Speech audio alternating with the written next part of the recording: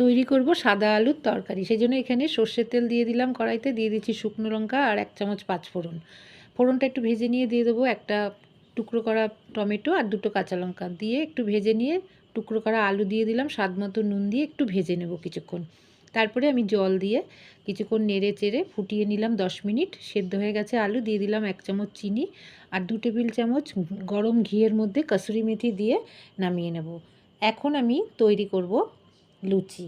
সাদা আলুর সাথে লুচি খেতে কিন্তু অসাধারণ লাগে, তাই লুচিগুলো আগে থেকে আমি মেখে রেখেছিলাম, তারপরে বেলে এইভাবে একটার পর একটা লুচি আমি ভেজে নিলাম। খুব সুন্দরভাবে ফুলে উঠছে, দেখতেই পাচ্ছেন বন্ধুরা। সবকটা লুচি কথা বলতে বলতে তৈরি হয়ে গেল। এখন আমি পরিবেশন করব।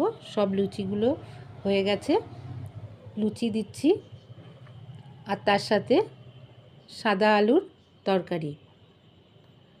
এই ব্রেকফাস্ট রেসিপিটা খেতে কিন্তু অসাধারণ লাগে, আর তার সাথে থাকছে মিষ্টি।